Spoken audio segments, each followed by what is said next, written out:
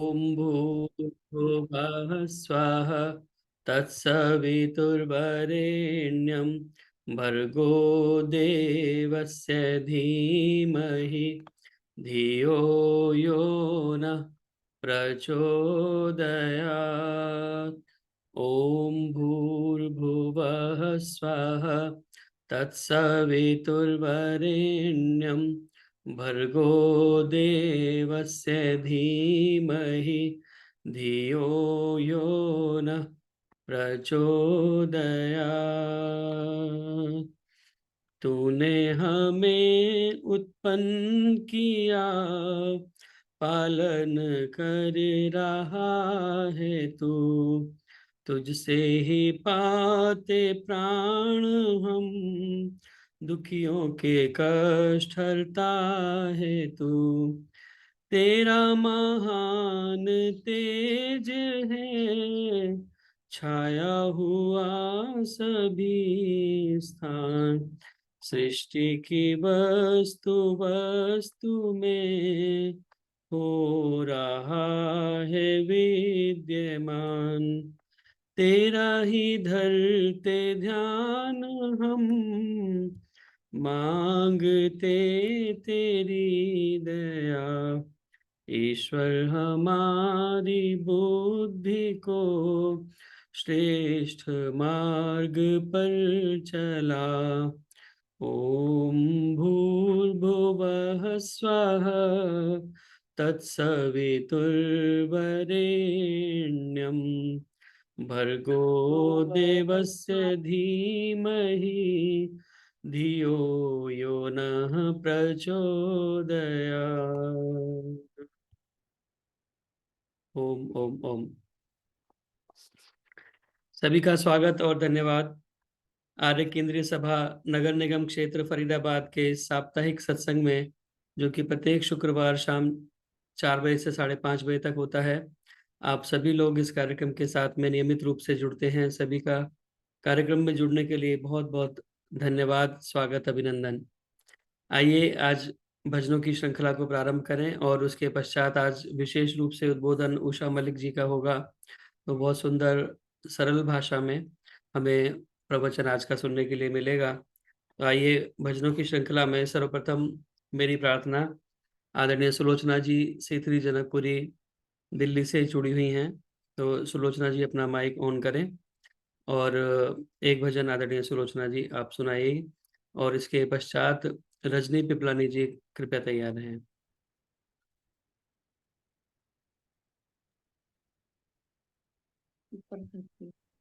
हाँ जी।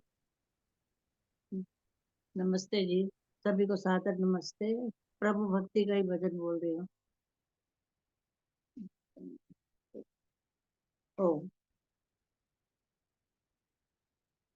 प्रभु भक्ति में मन को लगाइए, वह सबका पालनहार है। प्रभु भक्ति में मन को लगाइए, वह सबका पालनहार है। दुख दूर करेगा परमात्मा, सर्व सुखों का वह भंडार है। दुख दूर करेगा परमात्मा, सर्व सुखों का वह भंडार है। खाली उसके द्वार से आए, ऐसा कभी नहीं हो सकता। खाली उसके द्वार से आए, ऐसा कभी नहीं हो सकता। परम पिता को भूल के प्राणी सुख से कभी ना सो सकता। सारी सृष्टि का वह आधार है, उसकी महिमा का पाया न पार है। सारी सृष्टि का वह आधार है, उसकी महिमा का पाया न पार है। दुख दूर करेगा परमात्मा, सर्व सुखों का वह भंडार है। भाई बंधु माल खजाना, साथ तेरे न जाएगा। भाई बंधु माल खजाना, साथ तेरे न जाएगा। धर्म की एक अंत का साथी, काम तेरे जो आएगा। शुभ कर्मों से होता बेड़ा पार है, नाव पापी की डूबे मझधार है। शुभ कर्मों से होता बेड़ा पार है, नाव पापी की डूबे मझधार है। दुख दूर करेगा परमात्मा, सर्व सुखों का वह भंडार है। विषयों में फंस करके बंदे, जीवन को बर्बाद ना कर। विषयों में फंस कर बंदे, जीवन को बर्बाद ना कर। नर तल चोना उत्तम है ये, पाप न करे अपराध न कर। नर तल चोला उत्तम है ये, पाप न करे अपराध न कर। नंद लाल प्रभु निराकार है, नमस्कार उसे बारंबार है। नंद लाल प्रभु निराकार है, नमस्कार उसे बारंबार है। प्रभु भक्ति में मन को लगाइए, वह सबका पालनहार है। दुख दूर करेगा परमात्मा, सर्व सुखों का वह भंडार है। सब सुखों का वह भंडार है। ओम ओम। धन्यवाद जतेंद्र जी, समय देने के लिए। बहुत बहुत धन्यवाद सुलोचना जी, सुंदर गीत आपने पता नहीं, सुनाया। मैंने तो ढूंढा नहीं, आगे रखा था, मैंने पढ़ दिया। हाँ, इसलिए तर्ज भी आप नहीं है। तर्ज भी तर्ज भी आपने उसकी चेंज कर दी। इसको दूसरी हाँ, तर्ज में गाते हैं तो तर्ज वो इसकी बैठ नहीं रही थी। ऐसे ऐसे रखा था, मैं के ढूंढूंगी, चलो बोल देती हूँ। हम्म। प्रभु भक्ति में मन को लगाइए, वो सबका पालनहार है। दुख दूर करेगा परमात्मा, हाँ, तर्ज सब तो यही है। सुखों का वो भंडार है। इस तर्ज पे गाया जाएगा। बहुत बहुत हाँ, धन्यवाद। तर्ज तो यही है, हाँ, पर बस ऐसे गाया गया है। तो परमपिता परमात्मा की भक्ति में सभी मन को लगाएं, ताकि वही हमारा कल्याण करने वाला है। यही आपके गीत का भाव। बहुत बहुत धन्यवाद। मेरी प्रार्थना, आदरणीय रजनी पिपलानी जी से कृपया आएं और अपना गीत रखें। आदरणीय रजनी पिपलानी जी, और इसके बाद में क्या शन्नो हो देवी गया? जी जुड़ी हुई हैं, तो शन्नो देवी जी कृपया इसके बाद में तैयार हैं। टाइम बचे तो मेरे को भी दे देना। हाँ जी, हाँ जी। पता नहीं, हो नहीं रहा, पता नहीं क्या हो रहा है।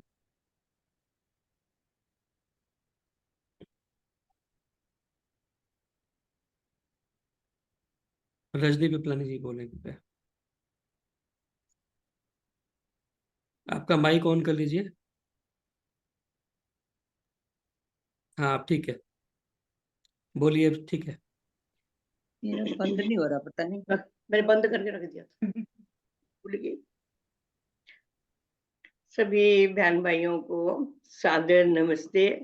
एक प्रभु भक्ति का भजन प्रस्तुत कर रही हूँ।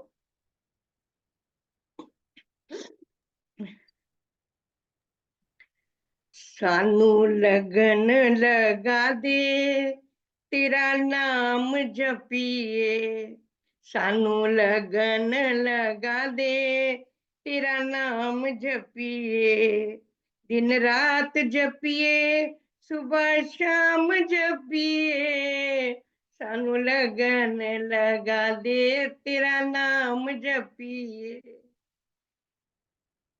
तेरी आन वखरी तेरी शान वखरी, सारी दुनिया च तेरी पहचान वखरी, ऐसा जलवा दिखा दे तेरा नाम जपिए, सानू लगन लगा दे तेरा नाम जपिए, सानू लगन लगा दे तेरा नाम जपिए। महिमा जान करके गुणगान करके, चावा सदरां दे नाल तेरा ध्यान करके, आसां पूरियां करा दे तेरा नाम जपिए, आसां पूरियां करा दे तेरा नाम जपिए, सानू लगन लगा दे तेरा नाम जपिए।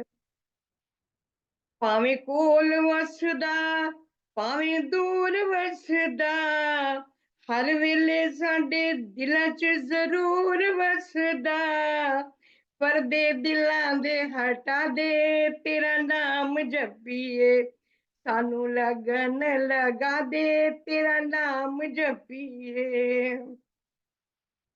कदी यार सुटिया कदे पार सुटिया, सानू जग दे हनेरियां ने मार सुटिया, सच्ची रोशनी वखा दे तेरा नाम जपिए, सच्ची रोशनी वखा दे तेरा नाम जपिए, सानू लगन लगा दे तेरा नाम जपिए। पहली बार तकिया दूजी बार तकिया, तेरे नाम दा नजारा लख बार तकिया, ओ मस्ती नाम दी चढ़ा दे तेरा नाम जपिए, मस्ती नाम दी चढ़ा दे तेरा नाम जपिए, सानू लगन लगा दे तेरा नाम जपिए।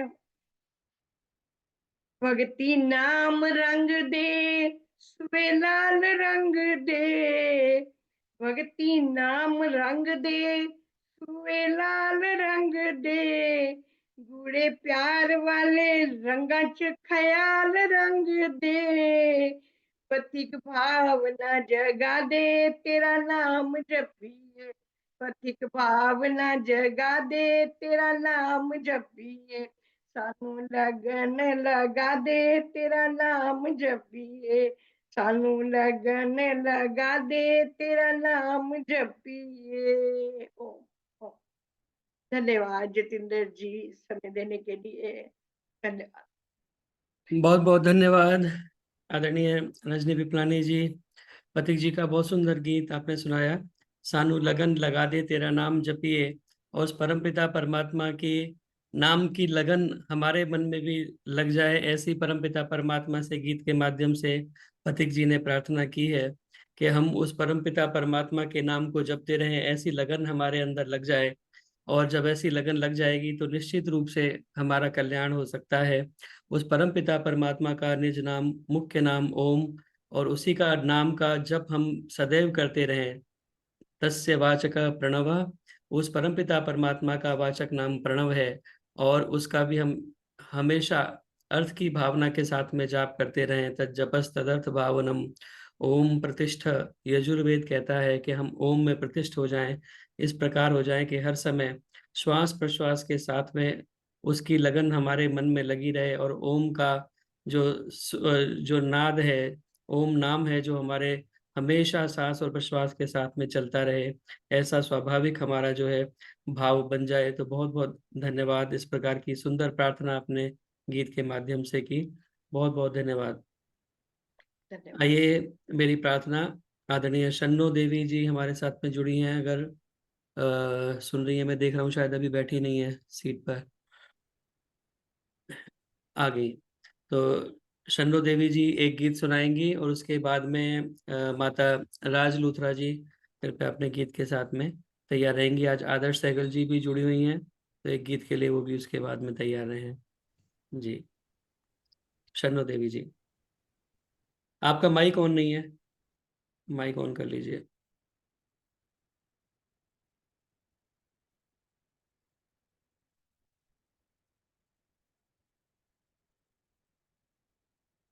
हाँ आप ठीक है। सब बहन भाइयों को सादर नमस्ते। मैं एक छोटा सा भजन रखूंगी। हर हाल में दाता का जो शुक्र मनाते हैं, उनके घर खुशियों की होती बरसाते हैं। है याद जिन्हें दाता हर दात मिले उनको, उनके घर खुशियों की सौगात मिले उनको।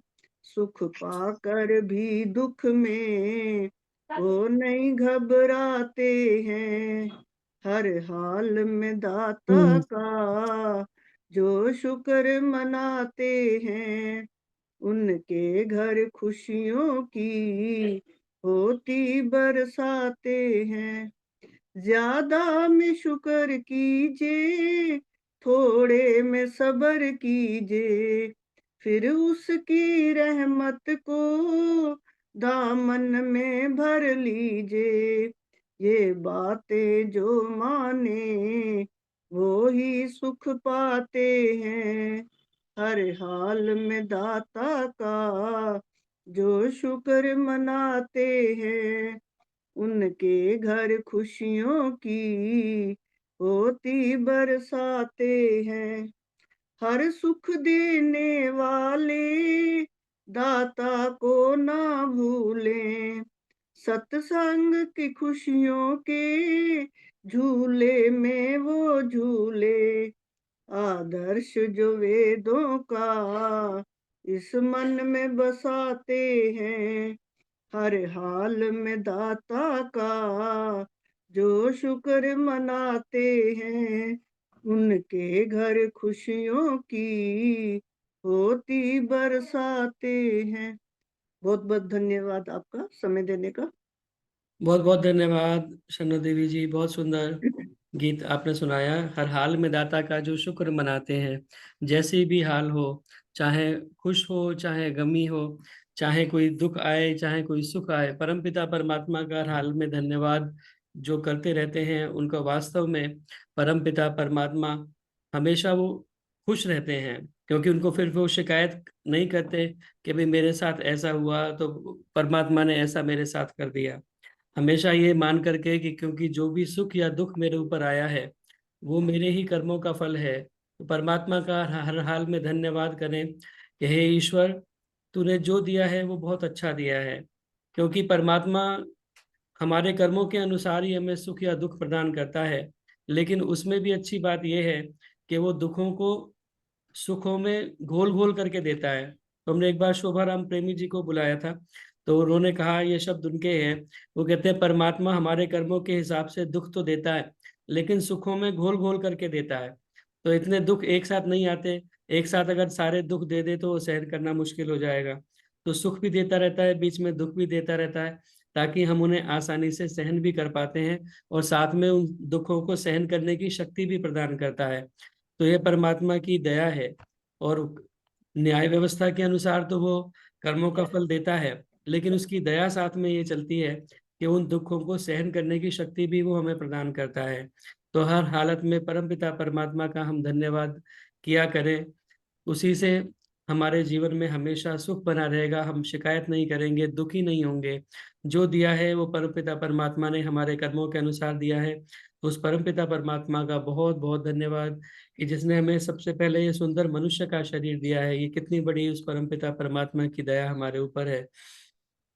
तो आपने बहुत सुंदर गीत सुनाया, बहुत बहुत धन्यवाद सुंदर गीत सुनाने के लिए। मेरी आपका प्रार्थना धन्यवाद।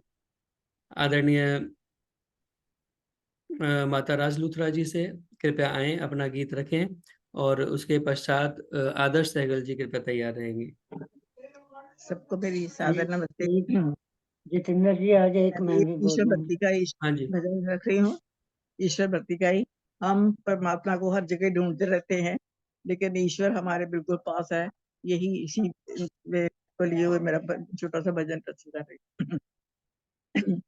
ईश्वर तेरे पास है बंदे, खोल दे मन का तू द्वारा, क्यों फिरता मारा मारा।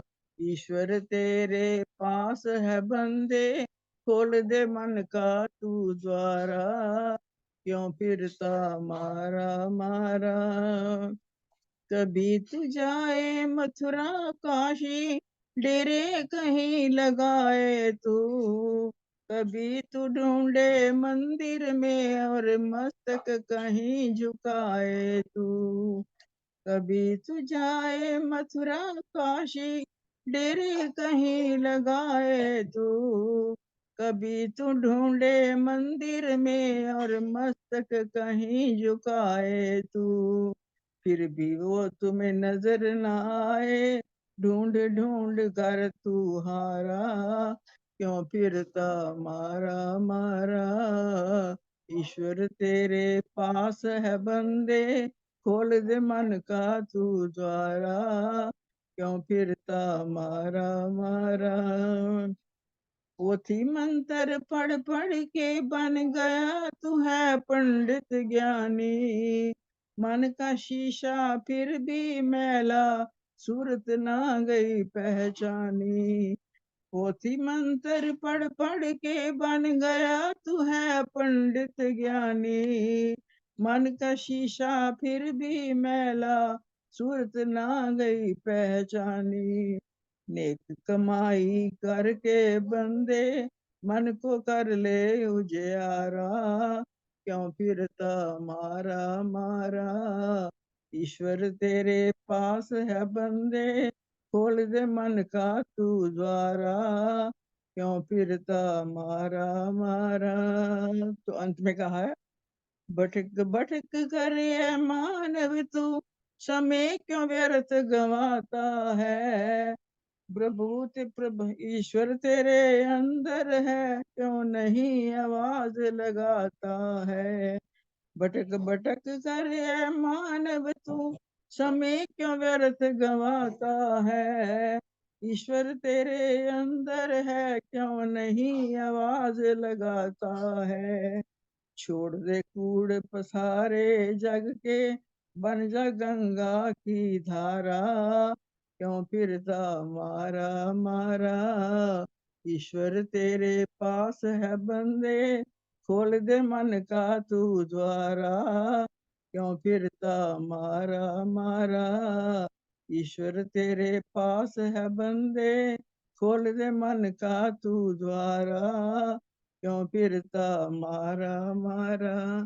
तू क्यों फिरता मारा मारा, क्यों फिरता मारा मारा। बहुत बहुत धन्यवाद जितेंद्र जी। बहुत बहुत धन्यवाद माता राज लूथरा जी, बहुत सुंदर। ईश्वर तेरे पास है बंदे, खोल दे तू मन का द्वारा, क्यों फिरता मारा मारा। परमपिता परमात्मा हमारे पास हर समय मौजूद है, लेकिन हम उसे ढूंढने के लिए पता नहीं कहाँ कहाँ घूमते रहते हैं। कहते हैं मैं और मेरा यार एक ही बस्ती में बसते हैं, लेकिन किस्मत की बदनसीबी के मिलने को तरसते हैं। तो हम एक ही स्थान पर दोनों रहते हैं, लेकिन फिर भी अपाम मध्य तस्तिवांसम तृष्णा विदत जरितारम। कहते हैं कि जल बिच मीन प्यासी, मोहि सुन सुन आवे हांसी। हमारे साथ में मौजूद है, लेकिन जल के बीच में रहकर भी हम प्यासे मरे जा रहे हैं। परमपिता परमात्मा हमें मिलता नहीं, दिखाई नहीं देता। इसीलिए कहते हैं कि खोल दे तू मन का द्वारा, मन के द्वार को खोल दो और उस परमपिता परमात्मा को देखने का प्रयास करें। ईश्वर सर्वभूतानाम हृदयदेशे अर्जुन तिष्ठति। कहते हैं गीता के अंदर कि परमपिता परमात्मा सर्वभूतानाम हृदयदेशे अर्जुन तिष्ठति, हमारे हृदय प्रदेश में वो मौजूद है। उसको देखने के लिए कहीं और जाने की आवश्यकता नहीं। जब जरा गर्दन झुकाई देख ली, दिल के आईने में है तस्वीर यार। जब नहीं जरा याद कर रही हूँ, सदैव की कदम झुकाई देख ली। हाँ, दिल के आईने में है तस्वीर यार, जब जरा गर्दन झुकाई देख ली। ऐसी हमारी हालत, ऐसी स्थिति हो जाए हमारी कि जब चाहें परमपिता परमात्मा के दर्शन हमें साथ साथ हो जाएं। तो इसके लिए आइए मन के दर्पण को साफ करने का प्रयास करें। उस मन के आईने में उस परमपिता परमात्मा को देखने की हमारे क्षमता आ पाए, यह परमपिता परमात्मा से प्रार्थना करें। बहुत बहुत धन्यवाद सुंदर गीत सुनाने के लिए। प्रार्थना आदरणीय आदर्श सहगल जी से, कृपया आएं और अपना गीत रखें। और उसके बाद में कृष्णा भाटिया जी, अगर संभव हो तो एक गीत के लिए आप तैयार रहिए। नमस्ते, नमस्ते जितेंद्र जी, मेरी आवाज आ रही है? हाँ जी, हाँ जी, स्वागत। काफी समय के बाद में आज आपके दर्शन हुए। बस मेरी थोड़ी तबीयत ठीक नहीं थी, अब मैं हमेशा जुड़ा करूंगी। बहुत सुंदर भजन इन्होंने बोला, उसके लिए बहुत बहुत धन्यवाद। और आपने भी उसका जो बताया, सार बताया, बहुत अच्छा, बहुत अच्छा। गहराइयों से आपको भी शत शत नमन। मैं ऋषि का ये एक भजन बोलना चाहूंगी। ऋषि का धन्य धन्य वो माता जिसने ऋषि दयानंद जाया, दूध नहीं था अमृत था जो पी के अमर पद पाया। धन्य धन्य वो माता जिसने ऐसा योगी जाया, दूध नहीं था अमृत था जो पी के अमर पद पाया। सच्चे शिव को पाना उसने मुख्य उद्देश्य बनाया, सच्चे शिव को पाना उसने मुख्य उद्देश्य बनाया। मूल शंकर जो नाम था उसको सार्थक नाम बनाया। अमर ज्योति का बन परवाना, अमर ज्योति का बन परवाना, मथुरा नगरी आया। धन्य धन्य वो माता जिसने ऐसा योगी जाया। सबसे पहले उस योगी ने अपनी दशा निहारी, सबसे पहले ऋषि ने अपनी दशा निहारी।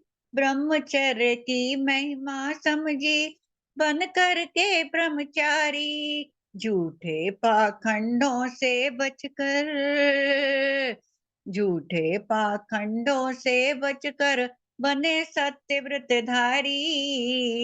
व्रत की खातिर घर को त्यागा, जग परिवार बनाया।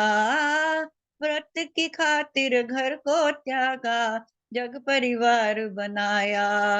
धन्य धन्य वो माता जिसने ऋषि दयानंद जाया, दूध नहीं था अमृत था जो पी के अमर पद पाया। पूर्ण हुआ फिर ज्ञान ऋषि का जो था अभी अधूरा, पूर्ण हुआ फिर ज्ञान ऋषि का जो था अभी अधूरा। आदेश सत्य गुरु से ऋषि ने किया था पूरा, जाल बिछा था पाखंडों थे, जाल बिछा था पाखंडों का, करते थे मनमानी। छुआछूत का भूत भगाया, छुआछूत का भूत भगाया। तड़प उठे अभिमानी, सोए हुए भारत को उसने फिर से आन जगाया। सोए हुए भारत को ऋषि ने फिर से आन जगाया। धन्य धन्य वो माता जिसने ऐसा योगी जाया, दूध नहीं था अमृत था जो पी के अमर पद पाया। एक ओम का झंडा ले ऋषि प्रचार किया था, एक ओम का झंडा लेकर ऋषि प्रचार किया था। वेद ज्ञान के द्वारा ही जग का उद्धार किया था। ज्ञान महावाणी कर्ण सिंह का दूदंकार किया था। करके दया शत्रु पर फिर भी दयानंद कहलाया, करके दया शत्रु पर फिर भी दयानंद कहलाया। धन्य धन्य वो माता जिसने ऐसा योगी जाया, दूध नहीं था अमृत था, जो पी के अमर पद पाया। फिर भी ना समझी दुष्टों ने ऋषि की मेहरबानी, फिर भी ना समझी दुष्टों ने उसकी मेहरबानी। आंखों से आंसू आते हैं सुनकर दर्द कहानी, आंखों से आंसू आते हैं सुनकर दर्द कहानी। अमृत की रचना अमृत की वर्षा करने वाले को जहर पिलाई। अस्त हुआ पृथ्वी का सूरज, रात अंधेरी आई। अस्त हुआ पृथ्वी का सूरज, रात अंधेरी आई। आस्तिक हुए गुरु दत्त जैसे, जब ये वाक्य सुनाया। आस्तिक हुए गुरु दत्त जैसे, जब ये वाक्य सुनाया। पूर्ण हो प्रभु तेरी इच्छा, जिसने ये खेल रचाया। पूर्ण हो प्रभु तेरी इच्छा, जिसने ये खेल रचाया। धन्य धन्य वो माता जिसने देव दयानंद जाया। दूध नहीं था अमृत था, जो पी के अमर पद पाया। बोलो ऋषि दयानंद की जय। जय। धन्यवाद, आपने मुझे समय दिया, बहुत बहुत धन्यवाद आपका। बहुत बहुत धन्यवाद आदर्श सहगल जी, सुंदर ऋषि का गीत आपने सुनाया, ऋषि को याद किया। दूध नहीं अमृत था, जो महर्षि स्वामी दयानंद सरस्वती को उनकी माता ने पिलाया, और ऐसा पुत्र को जन्म दिया जिसने पूरे मानवता के लिए इतना कार्य किया, पूरे समाज के लिए, राष्ट्र के लिए, और वेदों को पुनः ला करके प्रतिष्ठापित किया। इतने सारे कार्य महर्षि ने अपने जीवन के अंदर किए, जिनका अगर आकलन किया जाए तो बड़े बड़े बुद्धिजीवी चकित हो जाते हैं कि एक व्यक्ति अपने जीवन काल में इतने कार्य कैसे कर सकता है। क्योंकि महर्षि की कृतियों को ही देखें अगर, तो इतनी सारी कृतियां महर्षि ने बनाई हैं, और उन्हें काम करने के लिए जितना समय मिला, उस समय में जितना काम उन्होंने करके दिखाया, वह वास्तव में महर्षि स्वामी दयानंद सरस्वती एक विलक्षण प्रतिभा के धनी व्यक्ति थे। भारत की जबकि नैया मझधार में पड़ी थी, भारत की जबकि नैया मझधार में पड़ी थी, तूने ही बन के केवट पहुंचा दिया किनारे।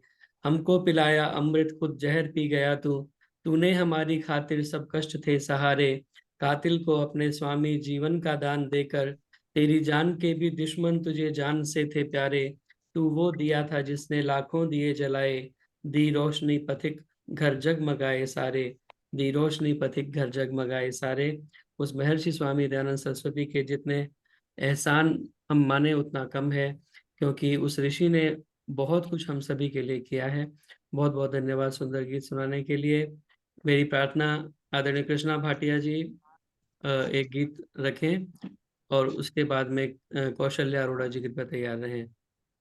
धन्यवाद या सभी को मेरी सुंदर जी, मुझे भी समय देना, समय होगा तो। जी सभी को मेरी सादर नमस्ते। तो मैंने भी ऋषि का ही निकाल रखा था। तो ऐसे ही जिस महान माँ ने और जिस महान आत्मा ने हमारे देश में जन्म लिया, उसको हम कभी भूल नहीं सकते। तो उसी के ऊपर मेरा भी ऋषि का एक भजन है।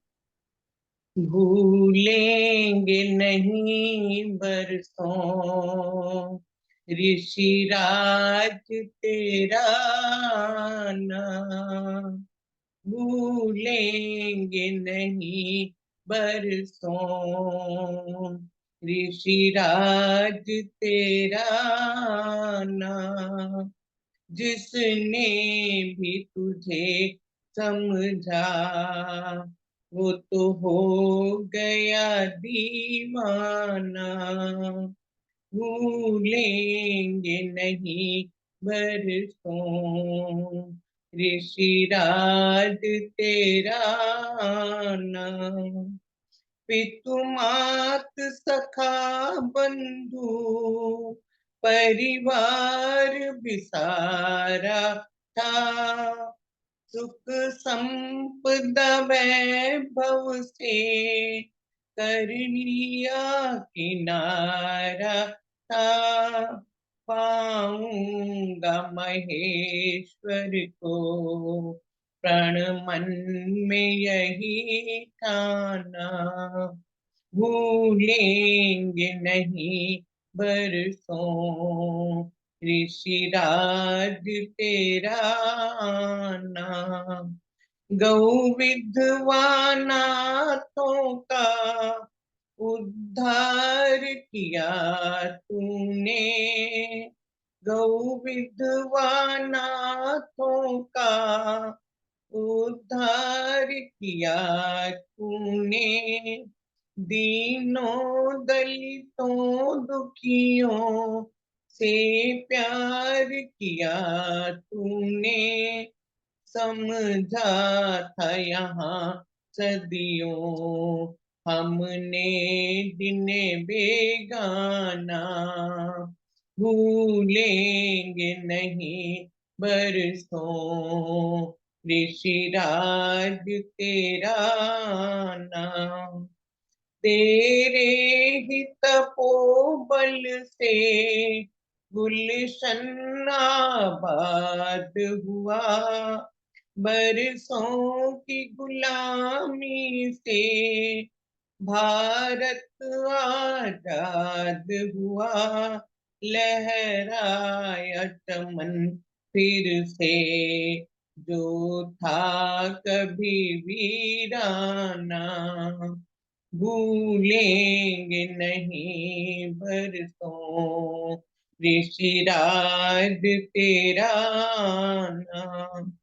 वेदों की यह विद्या तूने ही चलाई है, वेदों की यह विद्या तूने ही चलाई है। भूले इस गौरव की फिर याद दिलाई है, सुनते हैं मधुर दिल से सब तेरा ये अफसाना, भूलेंगे नहीं बरसों ऋषिराज तेरा नाम। जिसने भी तुझे समझा वो तो हो गया दीवाना, भूलेंगे नहीं बरसों ऋषिराज तेरा नाम। धन्यवाद जितेंद्र जी, समय देने के लिए आपका बहुत बहुत धन्यवाद। बहुत बहुत धन्यवाद आदरणीय कृष्णा भाटिया जी। बहुत सुंदर ऋषि का गीत आपने सुनाया, भूलेंगे नहीं बरसों ऋषिराज तेरा आना। और वास्तव में महर्षि स्वामी दयानंद सरस्वती के जितने उपकार हमारे ऊपर हैं उन्हें हम भूला नहीं सकते। है मुमकिन गिने जाएं सहरा के जर्रे, समुंदर के कतरे, फलक के सितारे, मगर नामुमकिन है गिनना उन सबको जो एहसान है ऋषिवर तेरे ऊपर हमारे। उस महर्षि के एहसानों को कभी भुलाया नहीं जा सकता। वेद की ज्योति जिसने जगाई विमल, भक्ति सिखलाई शिव सच्चिदानंद की, मंत्र स्वाधीनता का पढ़ाया प्रथम, कुप्रथा भिन्नता भेद की बंद की, नारियों को दिलाया उचित स्वत्व फिर की, प्रगति मंद पाखंड छल छंद की, आर्य नर नारियों प्रेम से बोलिए जय उसी पूज्य ऋषिवर दयानंद की, जय उसी पूज्य ऋषिवर दयानंद की। बोलिए महर्षि स्वामी दयानंद सरस्वती की जय। आइए आगे बढ़ते हुए मेरी प्रार्थना आदरणीय कौशल्या अरोड़ा जी से, कृपया आए और अपना गीत रखें आदरणीय कौशल्या अरोड़ा जी। और इसके पश्चात किरण सोनी जितेंद्र जी जी मुझे ये- भी दीजिए हाँ, समय। किरण सोनी जी इसके बाद में तैयार रहेंगे जी। हाँ जी, सबको नमस्ते जी। उषा मलिक जी को नमस्ते जी। एक भजन। ये मत कहो कि जग में कर सकता क्या अकेला, लाखों में वार करता एक सूरमा अकेला, लाखों में वार करता एक सूरमा अकेला।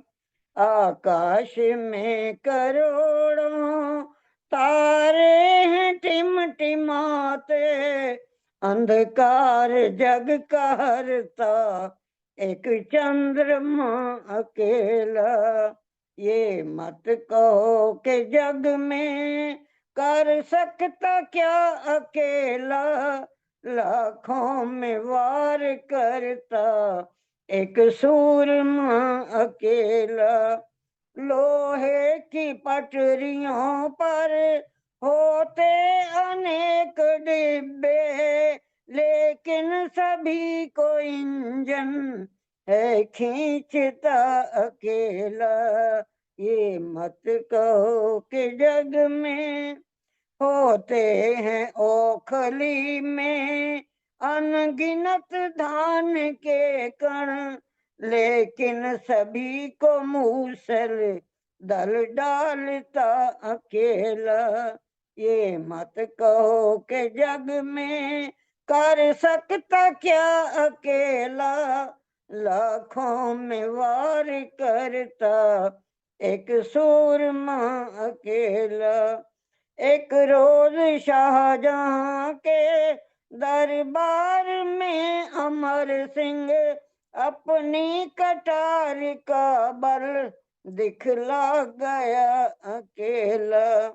लंका पूरी जला के असुरों का मद मिटा के हनुमान राम दल में मिल आ गया अकेला। जापान में सजा कर आजाद हिंद सेना नेता सुभाष जोहर दिखला गया अकेला। था कुल जगत विरोधी इस पर ऋषि दयानंद, वैदिक धर्म का झंडा लहरा गया अकेला।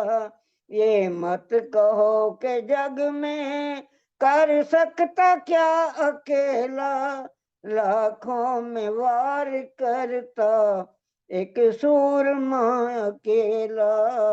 लाखों में वार करता एक सूरमा अकेला।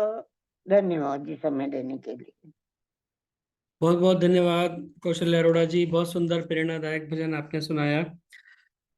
ये मत कहो कि जग में कर सकता क्या अकेला।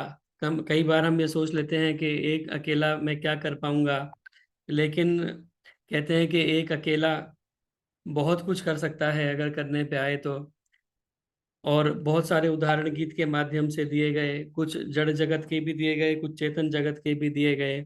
और जो चेतन जगत के उदाहरण दिए गए तो कहा अमर सिंह जैसे अपनी कृपाण का जौहर उसने दिखाया, और ब्रह्मचारी हनुमान जो कि लंका को जला करके चले आए और इतने सारे योद्धाओं को वहां पर उन्होंने हरा करके, मात दे करके, उनसे लड़ करके। और नेताजी सुभाष चंद्र बोस जिन्होंने जाकर के आजाद हिंद फौज की स्थापना की एक अकेले ने। और महर्षि स्वामी दयानंद सरस्वती, जहाँ एक तरफ पूरा संसार खड़ा हुआ था सामने और एक तरफ महर्षि स्वामी दयानंद सरस्वती अकेले खड़े हुए थे। तो ऐसे महर्षि स्वामी दयानंद सरस्वती जहाँ काशी नगरी के अंदर जो शास्त्रार्थ हुआ, तो एक तरफ सारे जो भी पोप पाखंडी सारे इकट्ठे थे, और एक तरफ महर्षि स्वामी दयानंद सरस्वती अकेले शास्त्रार्थ के लिए उनको चुनौती दे रहे थे।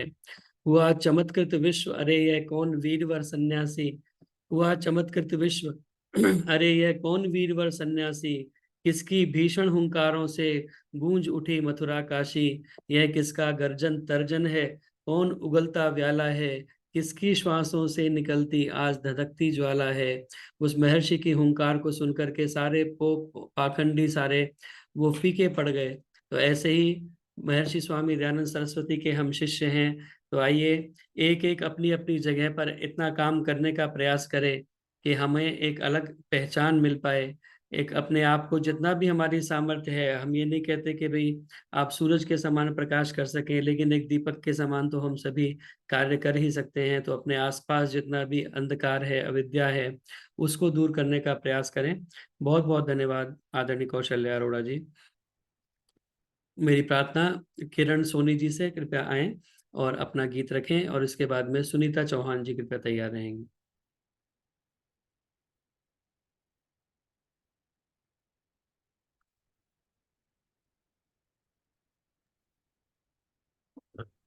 जी, सभी बहनों को नमस्ते।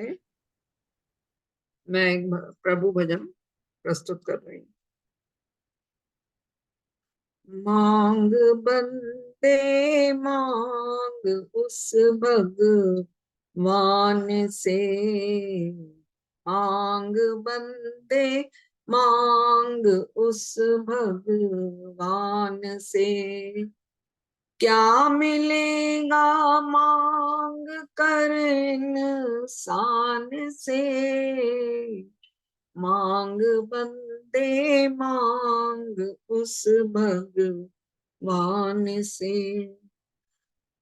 मिल गया जो जिंदगी की राह में, सबको नादाता समझ ज्ञान से, है वही सारे जमाने का पिता, है वही सारे जमाने का पिता, उसका ही दामन पकड़ जी जान से, मांग बंदे मांग उस भगवान से,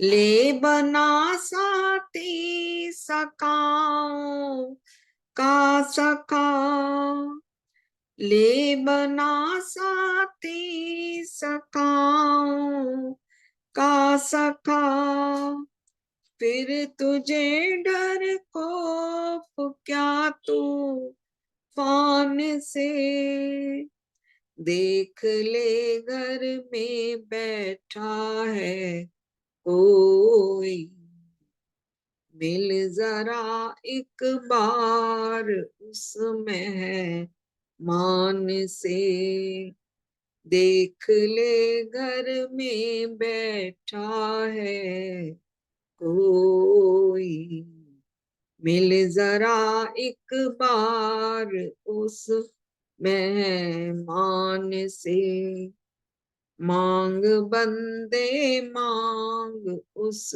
भगवान से, तज सुपथ को क्यों कुपथ पर चल पड़ा, तज सुपथ को क्यों कुपथ पर चल पड़ा, हो गई गलती पथिक नादान से, हो गई गलती पथिक नादान से, मांग बंदे मांग उस भगवान से। समय देने के लिए जितेंद्र जी धन्यवाद आपका। बहुत बहुत धन्यवाद किरण सोनी जी, बहुत सुंदर प्रतीक जी का गीत आपने सुनाया। मांग बंदे मांग उस भगवान से, क्या मिलेगा मांग करे इंसान से। तो आइए परमपिता परमात्मा से ही केवल हम मांगे, क्योंकि कहा भी गया है कि रही मन निज मन की व्यथा मन ही राखो गोय, सुन अठिलई हैं लोग सब बांट सके ना कोय। तो बाहर के लोग, हो सकता है आप किसी से जाकर कहें, कोई सहायता कर पाए ना कर पाए, हो सकता है लोग उपहास भी उड़ाएं। इसीलिए अगर मांगना है तो केवल परमपिता परमात्मा से मांगे। मांगना है तो मांग खुदा से ए अकबर, मांगना है तो मांग खुदा से ए अकबर, ये वो दर है जहां आबरू नहीं जाती। उस परमपिता परमात्मा के दर पर मांगने से कभी हमारी इज्जत कम नहीं होती, बल्कि हमारा आत्मविश्वास और बढ़ जाता है, हमारा जो अभिमान है वो कम हो जाता है। ऐसे परमपिता परमात्मा से सदैव हम मांगना है तो केवल परमपिता परमात्मा से मांगा करें। और मांगे भी तो क्या मांगे, कोई भौतिक पदार्थ मांगने की बजाय अच्छी वस्तु सदा मांगा करें। याम मेधाम देवगणा पितरश्च उपासते, उत्तम बुद्धि की कामना करें, भक्ति की कामना करें। तो इस प्रकार की सुंदर प्रार्थनाएं हम परमपिता परमात्मा से किया करें। बहुत बहुत धन्यवाद सुंदर गीत सुनाने के लिए। मेरी प्रार्थना आदरणीय सुनीता चौहान जी से, कृपया आए और अपना गीत रखें। आदरणीय सुनीता चौहान जी। जी, आप सभी को आदरणीय सभी को मेरा सादर प्रणाम। आइए एक भजन सुनते हैं। प्रभु तेरी शरण तज कर शरण पानी कहाँ जाए। प्रभु तेरी शरण तज कर शरण पानी कहाँ जाए। दिए दुख दर्द दुनिया ने तो दीवानी कहाँ जाए। प्रभु तेरी शरण तज कर शरण पानी कहाँ जाए। अगर भक्तों की भक्ति का भवन निर्माण हो जाए, हमारी हर तमन्ना का सफर आसान हो जाए। बहुत उलझी बड़ी उलझन को सुलझानी कहाँ जाए। प्रभु तेरी शरण तज कर शरण पानी कहाँ जाए। सुना है काम आती है तुम्हारी नाम की दौलत, तेरे दर पर जमाने की भला किस काम की दौलत।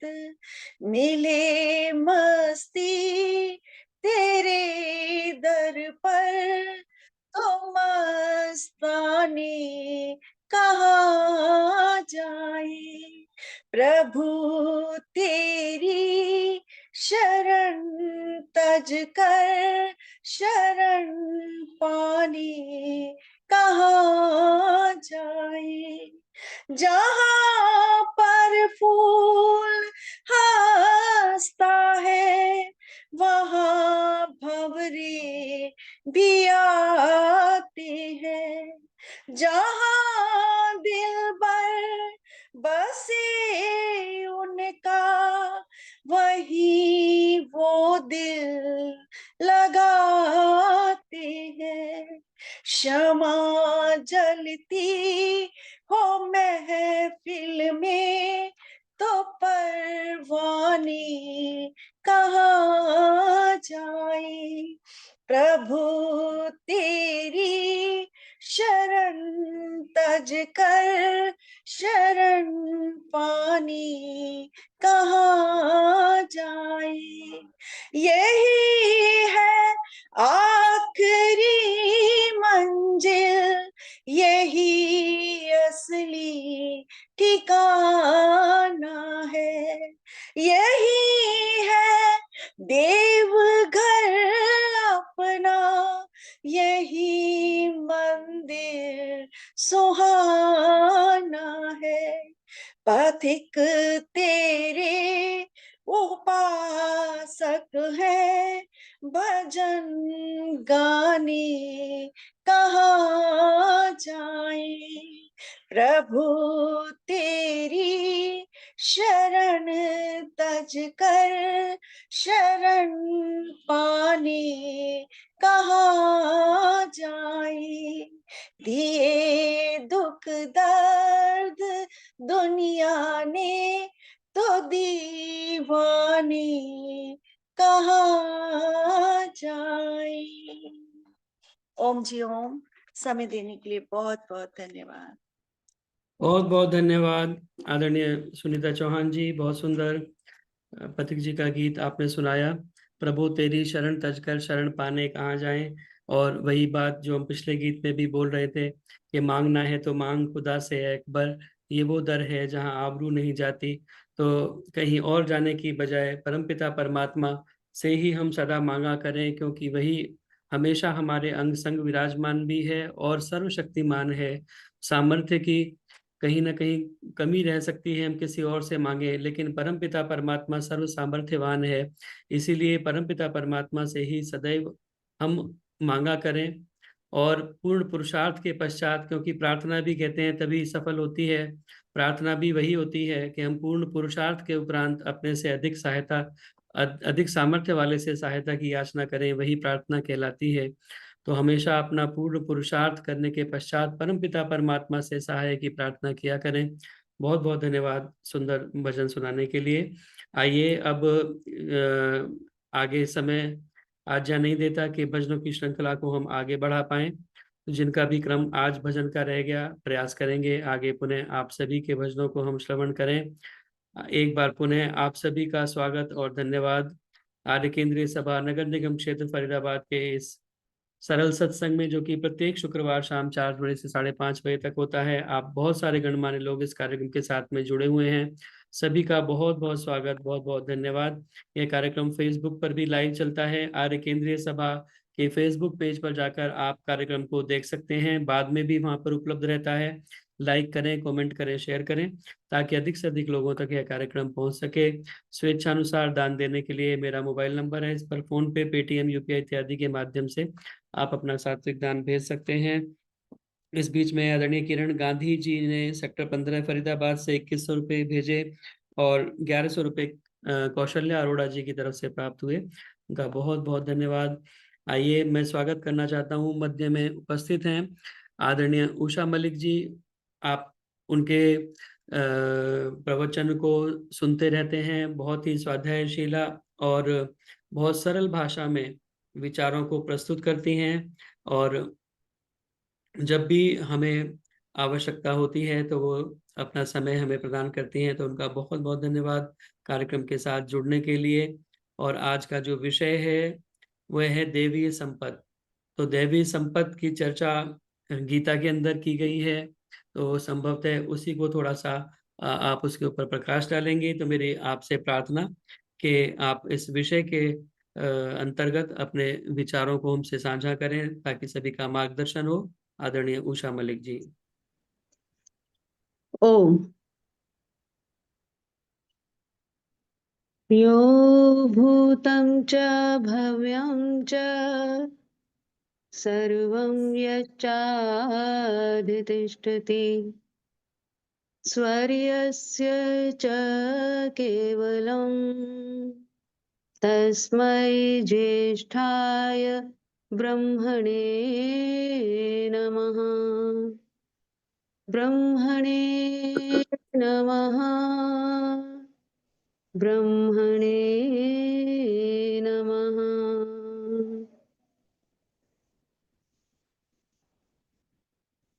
इस मंच के कुशल संचालक, बहुत ही विद्वान, मैं तो कहूंगी कि अब वैदिक प्रवक्ता ही कह दे, बहुत सुंदर। और मैं ये देख रही थी कि आपने पहले ही बता दिया कि मैं किस विषय पर बोलूंगी, तो मुझे लगता है कि मेरे को तो कुछ भी नहीं आता, मुझे ऐसे लगता है। तो बहुत ही विद्वान हमारे आज के हमारे संचालक इस प्रोग्राम के आदरणीय जितेंद्र सरल जी, उषा, आदरणीय उषा चित्कारा जी, यहाँ उपस्थित श्रद्धेय मातृशक्ति एवं धर्म प्रेमी सज्जनों,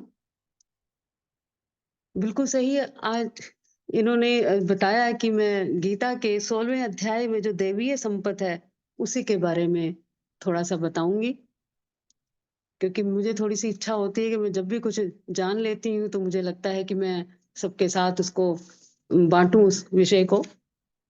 16वें अध्याय में प्रथम 3 श्लोकों में तो दैवीय संपत्ति है, और बाद में फिर वो बता रहे हैं आसुरी संपत्ति के लिए।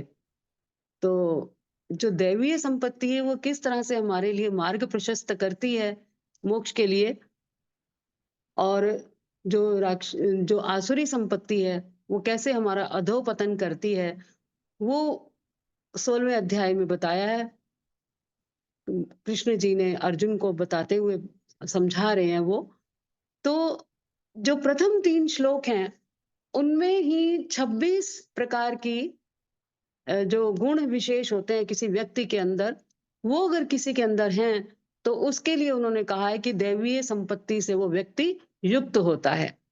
तो क्या है वो 26 प्रकार के गुण विशेष जो किसी व्यक्ति के अंदर हैं? तो उसके बारे में चर्चा है। और मैं जो ये श्लोक हैं, उनको जैसे गीता के श्लोक गा के बोलते हैं, मैं थोड़ा-सा उसको गा के बोलूँगी तो मुझे तो आनंद आएगा और मुझे लगता है आप सबको भी आनंद आएगा। तो पहला जो श्लोक है, उसमें 9 हैं दैवीय संपत्ति के जो विशेष गुण हैं। 9 पहले श्लोक में है, 11 दूसरे श्लोक में है और 6 फिर तीसरे श्लोक में है। तो इस तरह से कुल मिला के वो 26 हो जाती हैं विशेषताएँ किसी भी व्यक्ति की, जो गुण विशेष हैं। तो आप साथ-साथ काउंट भी कर सकते हैं और मैं भी कोशिश करूँगी कि आपको साथ-साथ गिनवाऊँ मैं सबको। हो सके तो साथ-साथ आप नोट भी कर लेंगे, तो क्योंकि नोट करने से क्या होता है कि वो छप जाता है, आप दोबारा से अगर आप याद करना चाहें सभी, तो जल्दी याद भी हो जाता है। तो पहला श्लोक मैं लेती हूँ। तो मैं देख रही थी अभी आज सुनीता चौहान जी भी जुड़ी हुई हैं, वो मेरे साथ गई थी हरिद्वार में, और वहाँ पर ये बता रही थी, एक छोटी-सी साध्वी थी, साध्वी देवप्रिया, बड़े ही प्यारे ढंग से उन्होंने गाया था इन तीनों श्लोकों को हमें वो याद कराने की कोशिश कर रही थी। तो मैं उसी सुर में बोलूँगी।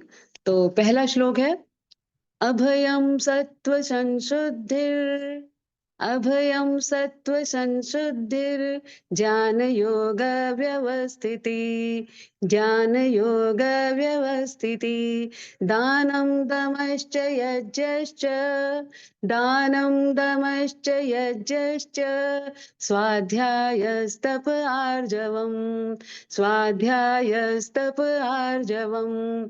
तो देखिए क्या कह रहा है ये श्लोक। सबसे पहले कह रहे हैं अभयम सत्व संशुद्धिर। तो अभयम सबसे पहले क्या है विशेष गुण जो दैवीय संपत्ति के हैं, टोटल जो कुल 26 है गुण, उसमें पहला है अभयम।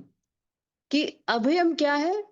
बिल्कुल सर्वथा, सर्वथा भय का से मुक्ति, सर्वथा भय का अभाव, लेश मात्र भी भय नहीं है जिसको। हम कहते हैं ना, मृत्यु का मुझको भय ना हो, हम गीत गाते हैं, मृत्यु का मुझको भय ना हो। और कितने ही ऐसे गीत हैं जिसमें हम क्योंकि जो योग दर्शन में आता है, जिसमें कहते हैं कि अविद्या अभिनिवेश, अविद्या अस्मिता राग द्वेष अभिनिवेश, मृत्यु का भय। तो मृत्यु का भय है जैसे, और जैसे हम जब गीत गाते हैं कि मैं आपको चाहूं, मैं आपको चाहूं और पाऊं, संसार का कुछ भय रहे न जाए। तो संसार का भय ना रहे। हम क्या करते हैं, संसार के भय के कारण कि लोग क्या कहेंगे, हम कुछ ऐसे काम करते चले जाते हैं कि लोग हमसे नाराज ना हो, लोग क्या कहेंगे। तो किसी भी तरह का कोई भय ना हो, तो वो सर्वथा भय का अभाव जो है वो अभयम प्रथम गुण। दूसरा क्या है? सत्व संशुद्धिर। सत्व संशुद्धिर, सत्व कहते हैं चित्त, मन। तो जो मन है, चित्त है, उसकी शुद्धि पूर्णतया, उसकी निर्मलता, जो अंतःकरण है हमारा, वो पूर्ण रूप से हमारा निर्मल हो जाए।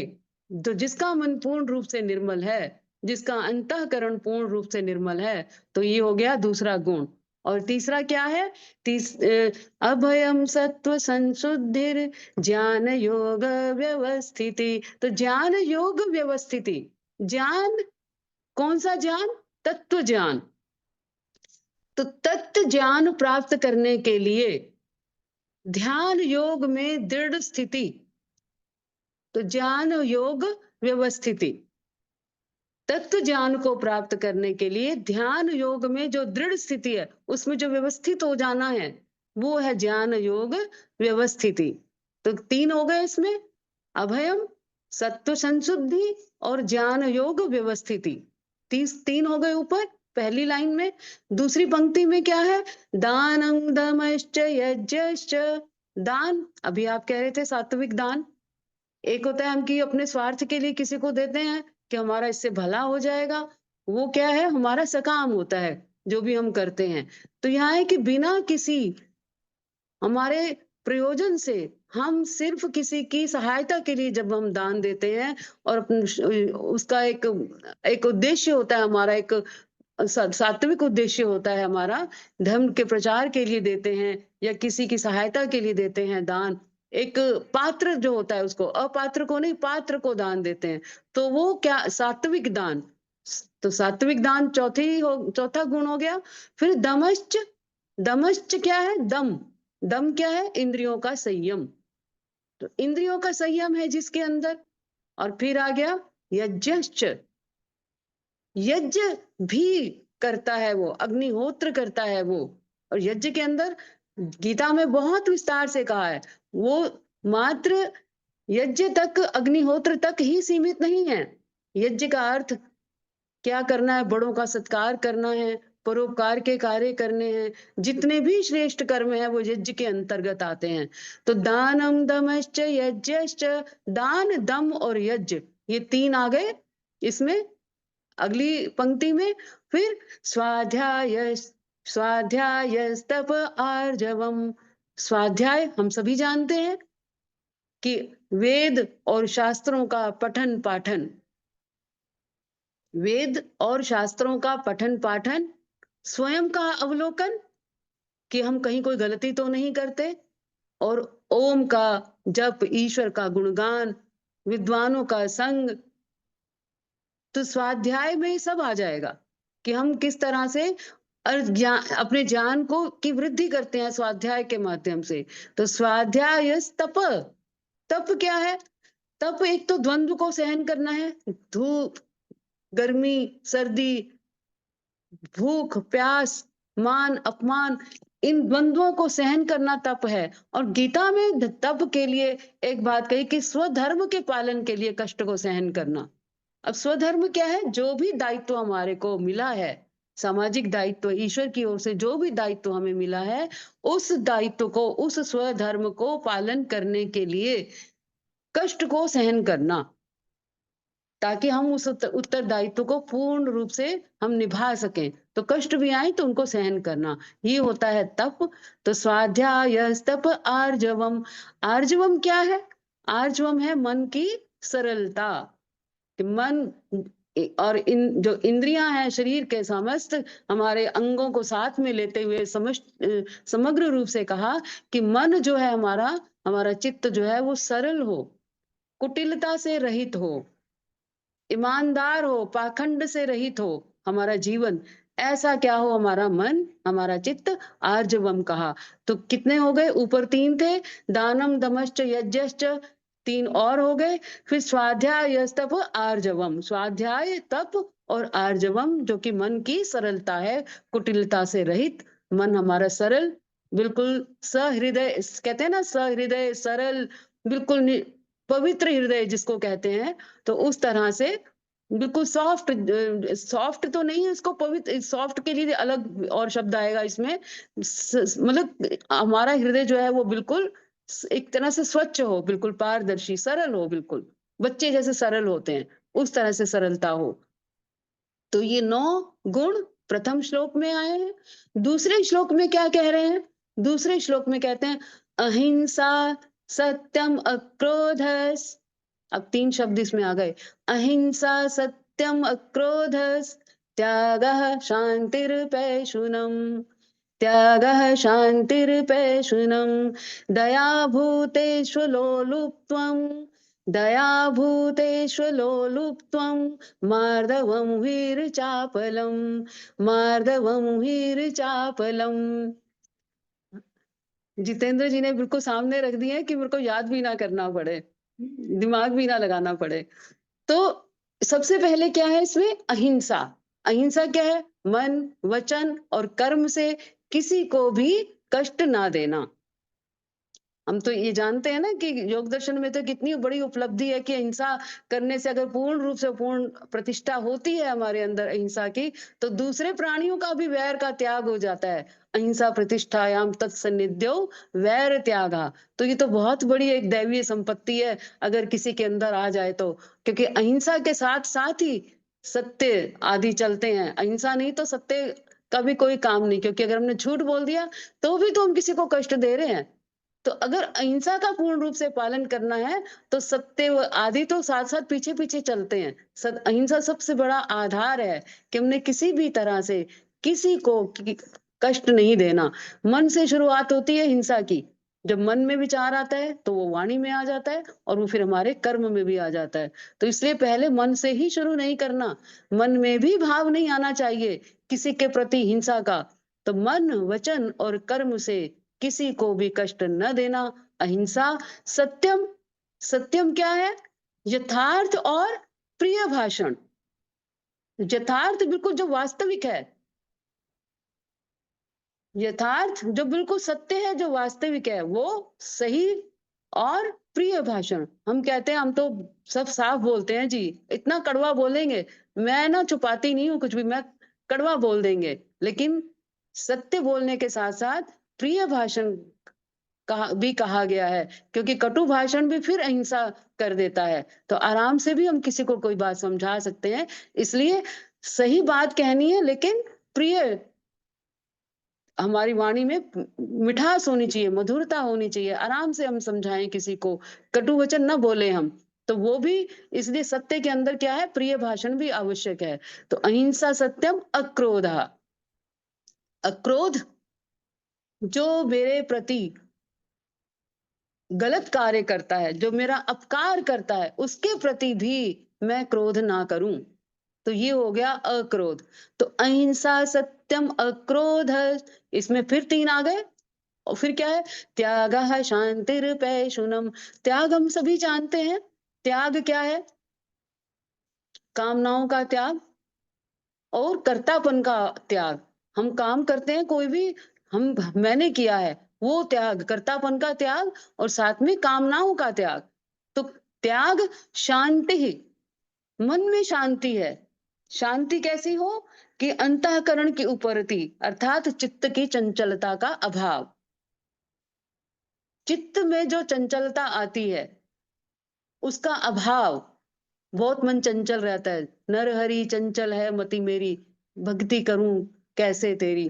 तो चंचल मति जो है वो ना हो, चंचलता का अभाव हो, मन हमारा शांत है, स्थिर है हमारा। तो शांति अपैशुनम। अब अपैशुनम शब्द क्या है? अपैशुनम का अर्थ होता है किसी की भी निंदा ना करना। अब निंदा में मैं एक बात कहूंगी, हम कहते हैं कि हम तो समालोचक हैं जी, हम तो जो बात है सत्य की सत्य हमने बोली है, उसमें क्या परेशानी है किसी को? अगर मैंने किसी के बारे में बोला, वो बात हुई है तो वो मैं बता रही हूँ। लेकिन निंदा क्यों कहा इस बात को? कि अगर उस व्यक्ति को सामने हमने कहा कि देखो ऐसे आपको नहीं करना चाहिए था, ऐसे मत किया करो, आपने ये ठीक नहीं किया, तब तो उसको हमने सुधारने के भाव से अकेले में अगर समझाया है तब तो ठीक है। लेकिन अगर मैं सबको कहती फिर रही हूँ कि देखो उसने ऐसे किया, पीठ पीछे से, देखो उसने ऐसे किया, देखो उसने वैसे किया, तो वो निंदा बन जाती है। जैसे हम बच्चे को अपने आप घर में समझाते हैं ना, कोई भी गलत बात होती है बच्चे की, तो हम उसको घर में समझाते हैं, बाहर तो नहीं हम सबको कहते रहते कि देखो हमारे बच्चे ने ऐसे किया, देखो हमारे बच्चे ने ऐसे किया। तो वहां इसलिए निंदा को अगर हमें समझना है तो निंदा का यहाँ पर कहने का तात्पर्य यह है कि हम सबके सामने ना बोले, उसकी पीठ के पीछे ना बोले। जो बोलना है उसके सामने बोले, उसको सुधारने के भाव से बोले, एक मित्र भाव से बोले, और उसको हो सके तो अकेले में उसको समझाएं। तो इसलिए अपैशुनम, तो दैवीय गुण क्या है? एक कि हम निंदा भी ना करें। तो क्या कहा? अहिंसा सत्यम अक्रोध त्यागः शांतिर्पैशुनम। तो 6 इसमें गुण आ गए, अहिंसा, सत्य, अक्रोध, त्याग, शांति और अपैशुनम, अर्थात किसी की निंदा ना करना। तो पहली पंक्ति में 6 गुण आ गए। अब अगली पंक्ति में चलते हैं। दया भूतेष्वलोलुप्त्वम। दया का भाव, दया का भाव होना चाहिए सभी प्राणियों के लिए। दया भूतेष्वलोलुप्त्वम मार्दवम वीरचापलम। तो दया का भाव हो सभी प्राणियों के लिए। और लोलुप्त्वम, लोलुपता क्या है? लालच, आसक्ति विषयों के प्रति। तो इंद्रियों के समक्ष विषय उपस्थित है तो भी आसक्ति ना हो। तो अलोलुपता का भाव हो जिसके अंदर, एक तो दया प्राणियों के प्रति और अलोलुपता, लालच नहीं, आसक्ति नहीं विषयों के प्रति। तो एक ये गुण, और मार्दवम क्या है? मन की कोमलता। मैंने उस समय कहा था ना, आर्जवम है चित्त की सरलता, जैसे बच्चा सरल होता है। मार्दवम कोमल है मन। मार्दव का अर्थ मन कोमल है। और वीर क्या है? वीर है कि हम लज्जा का भाव रखते हैं। कब? जब शास्त्र और लोकाचार है, जो वेद और शास्त्र के विरुद्ध कोई आचरण करता है कोई, तो जब लज्जा आती है, तो ऐसे वीर का अर्थ लज्जा का भाव हो हमारे अंदर कि हमें कोई गलत काम नहीं करना। लज्जा, जब किसी को कहते हैं ना, लज्जा का भाव होना चाहिए ताकि हम कोई गलत कार्य ना कर सकें। हमारे अंदर लज्जा का भाव नहीं होगा तो हम गलत कार्य करते जाएंगे, वेद विरुद्ध कार्य करेंगे, लोकाचार के विरुद्ध कार्य करेंगे, शास्त्रों के विरुद्ध कार्य करेंगे। अगर लज्जा का भाव नहीं होगा तो वेद के विरुद्ध कार्य ना करें, शास्त्रों के विरुद्ध कार्य ना करें, तो उसके लिए लज्जा का भाव हो, तो उसके लिए शब्द आया वीर। और क्या कहा? अचापलम, अर्थात अचापलम क्या है? कि व्यर्थ चेष्टाओं का अभाव। हम क्या करते हैं? हमारा शरीर से हम व्यर्थ की चेष्टाएं करते रहते हैं, इधर डुल, हिलना डुलना, विषय बिना किसी प्रयोजन के, बिना किसी कारण से व्यर्थ की चेष्टाएं जो करते रहते हैं, तो वो भी वो नहीं करता। तो जिसमें दिव्य गुण है, दैवीय संपत्ति है, वो व्यर्थ की चेष्टाएं भी नहीं करता। तो क्या आया इसमें? दया भूतेष्वलोलुप्तम, 3 ये आ गए कि दया है प्राणियों के लिए, और अनासक्ति है, दूसरी चीज आ गई, दूसरी गुण आ गया, और तीसरा मार्दवम कोमलता का, और वीर लज्जा का भाव गलत कार्य करने के लिए, और चपलता नहीं है, व्यर्थ की चेष्टा नहीं करता। तो किस तरह से इसमें आ गए? 11 हो गए इसमें गुण। एक दया, अलोलुपता दूसरा, मार्दवम तीसरा, और वीर और चापलम 4 और 5, 5 और ऊपर 6 थे, 11 हो गए। तो 11 हो गए इस श्लोक में दैवीय संपत्ति के गुण, जो हैं कृष्ण जी बता रहे हैं अर्जुन को। तो मुझे लगता है कि ये जो आर्जवम है, वी चापलम आ गया होगा सबको समझ में, क्योंकि ये नए शब्द हैं थोड़े से। वी का अर्थ है कि लज्जा होनी चाहिए, और चापलम, अचापलम मतलब अर्थात कि चपलता नहीं है, व्यर्थ की चेष्टा नहीं कर रहे। और ऊपर का जो पहला श्लोक था उसमें आर्जवम था, जिसमें है कि मन जो है वो सरल है, कुटिलता से रहित है। ये नए शब्द थे, इसलिए मैंने फिर से बताने का प्रयास किया है। अब हम तीसरे श्लोक पर आते हैं। तीसरा श्लोक कहता है, तेजः क्षमा धृति शौचम, तेजः क्षमा धृति शौचम, अद्रोहो नातिमानिता, अद्रोहो नातिमानिता, भवन्ति सम्पदं दैवीम्, भवन्ति सम्पदं दैवीम्, अभिजातस्य भारत, अभिजातस्य भारत। तो ये जो तीसरा श्लोक है, इसमें 6 गुण बताए हैं दैवीय संपत्ति के। सबसे पहला है तेज, तेजः। हम सभी जानते हैं तेज शब्द, तेजोसी तेजोमयी देही, हम तेजवान बने, हम तेजस्वी बने।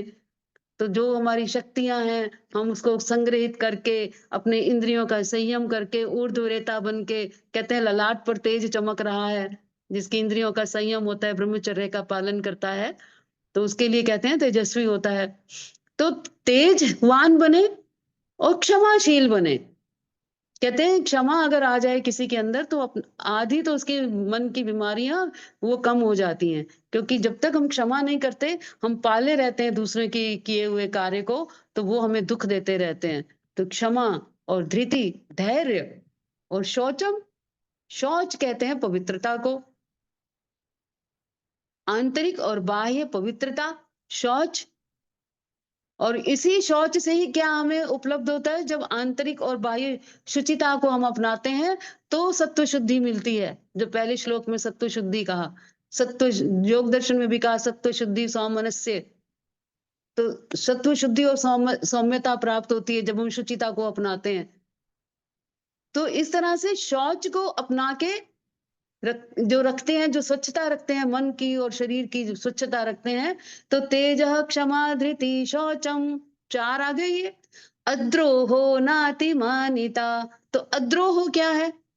अद्रोह अर्थात किसी के प्रति वैर भाव ना होना, किसी के भी प्रति।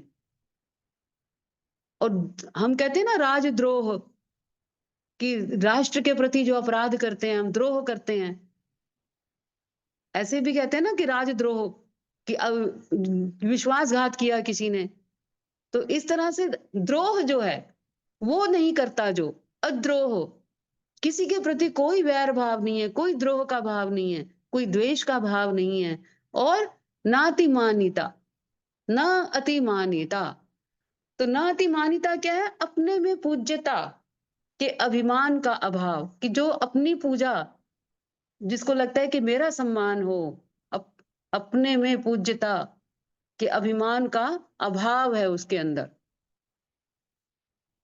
अभिमान से ग्रसित है वो, और अपनी चाहता है कि मेरे लोग पूजा करें, मेरे को मेरा सम्मान करें, मेरा सत्कार करें, उसका अभाव है जिसके अंदर। तो इस प्रकार से 6 प्रकार के गुण बताए तीसरे श्लोक में। तेजः क्षमा धृति शौचम अद्रोहो नातिमानिता, ये 6 प्रकार के और गुण हो गए। तो 9 और 11 और 6 ये गुण हो गए 26। 26 गुणों से, दैवी गुणों से युक्त श्री कृष्ण क्या कहते हैं? भवन्ति संपदं दैवीम, ये जो है दैवी संपदा है, ये होती है किसके अंदर? अभिजातस्य भारत, जो कुलीन है, जो व्यक्ति कुलीन वर्ग अपने परिवार में उत्पन्न हुआ है, पहले से ही उत्पन्न हुआ है, जो श्रेष्ठ इन गुणों को लेकर, दैवीय संपत्ति को लेकर, इसमें ये कहा है अभिजातस्य भारत। हमने देखा होगा ना, कई बार कहते हैं एलीट क्लास, ये अभिजात्य वर्ग का है, हम कहते हैं ना अभिजात्य वर्ग का, कि कुलीन परिवार का है, सुसंस्कारित परिवार का है, और बच्चे में भी पहले से ही संस्कार आ रहे हैं, कुछ अपने संस्कार हैं और उसको परिवार के अच्छे संस्कार मिल जाते हैं, तो वो कुलीन परिवार का हम कहते हैं। तो भवन्ति संपदं दैवीम, तो ऐसी दैवी संपदा उसके अंदर होती है जो कि कुलीन है, जो पहले से ही जो ऐसे अपने गुणों को उत्पन्न हुआ है, तो वो लेके आया इन 26 गुणों को। तो हे अर्जुन, तुम्हारे अंदर भी ये 26 प्रकार की दैवीय संपत्ति है, तो तुम क्यों डर रहे हो, क्यों घबरा रहे हो? तुम अपना कर्तव्य करो। तो ये कहने का प्रयास किया है, अर्जुन को समझाने का प्रयास किया है श्री कृष्ण ने इन 26 प्रकार की दैवीय संपत्ति के माध्यम से, कि ये जो 26 प्रकार के गुण होते हैं, विशेष गुण किसी के अंदर हैं, तो वो दैवीय संपत्ति से युक्त होते हैं, और वो अंत में मोक्ष के अधिकारी भी बनते हैं, परम पद को पाने के अधिकारी बनते हैं। तो क्यों ना हम इन 26 प्रकार की जो हमारी विशेष प्रकार के गुण हैं, हम समालोचना करके देखें कि हम कहाँ पर खड़े हैं, हम कहाँ पर खड़े हैं इन 26 गुणों में, क्या हमारे अंदर गुण हैं और क्या हमारे अंदर नहीं है। हम इसका विवेचन करें स्वाध्याय करके, और तप अपनाते हुए अपने जीवन में धीरे धीरे इन गुणों को अपने जीवन में लेके आए। तो मुझे लगता है कि भगवान कृष्ण जो कह रहे हैं अर्जुन को, तो इनमें से हम कुछ भी अगर अर्जन कर सके अपने जीवन में, और मुझे लगता है कि गीता के जो श्लोक है जिस तरह से गाए जाते हैं, अगर इनको लगातार बार बार गाया जाए, तो एक विशेष प्रकार की अनुभूति भी होती है अंदर से, तो जिसमें मन जो है वो आनंदित होता है। क्योंकि गीत के माध्यम से जब हम कोई भी बोलते हैं, और संस्कृत तो वैसे भी कहते हैं ना कि दैवीय वाणी है, तो जब इसका प्रभाव जो मन पर होता है, और विशेषकर मैंने ये देखा कि जब एक साध्वी जी बोल रही थी, एक बच्ची सी थी वो बिल्कुल, और जिस तरह से इतनी मधुर वाणी में वो बोल रही थी, तो उसका प्रभाव भी अधिक होता है। तो मुझे लगता है कि हम इस तरह से गीता के श्लोकों को भी गाया करें, गायन का हमारे मन पर, और वो भी जो हमारी दैवीय वाणी है संस्कृत, उसका गायन अगर हो, तो मुझे लगता है कि उसका संस्कार हमारे ऊपर अच्छा पड़ता है। और धीरे धीरे जब हम गाते गाते थोड़ा सा इनके अर्थों को भी देखेंगे, अर्थ को अपने अंदर लाने का प्रयास करेंगे, तो मुझे लगता है कि कहीं ना कहीं हमारे अंदर भी इन गुणों का संचार होगा। और एक दिन ऐसा आएगा कि जैसे इसमें कहा है कि हम जब उत्पन्न होंगे, तो हम इन दैवीय संपत्ति के जो 26 गुण हैं इनको साथ में लेकर आएंगे।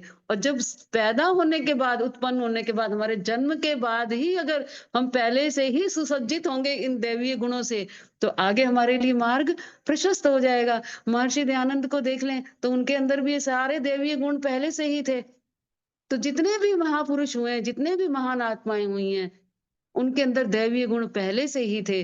तो वो दैवीय गुण हम अभी इसी जन्म में लाने का प्रयास करें, विवेचना करें, अपनी समालोचना करते हुए कि हम कहाँ खड़े हुए हैं। और जब हम ये प्रयास करेंगे तो मुझे लगता है हम कहीं तो 2-4 पग आगे बढ़ेंगे। और प्रयास करते करते हम क्या नहीं कर सकते, अपने मन को संकल्पवान बनाएं और जो भी बुराइयां हैं उसको छोड़ते चले जाएं, अच्छाइयों को अंदर अपने लेते चले जाएं।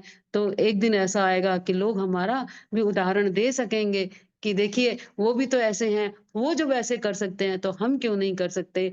तो इस तरह से जीवन में अपने सद्गुणों को अपनाते हुए इस दैवीय संपत्ति को, जो कि कृष्ण ने गीता में कहा 26 प्रकार के जो दैवीय गुण हैं, जिसको दैवीय संपत्ति कहा, इनको हम जीवन में ला सकें। है बहुत कठिन, मैं मानती हूँ, जिस प्रकार से इन्होंने कहा है बहुत कठिन, लेकिन धीरे धीरे कुछ कुछ अंश में अगर हम अपने जीवन में लेके आए, प्रयास करते रहे, एक इच्छा जरूर लेके रखें अपने अंदर, तो मुझे लगता है हम क्या है कि हम रुचि ही नहीं है हमारे अंदर, हम चाहते ही नहीं है।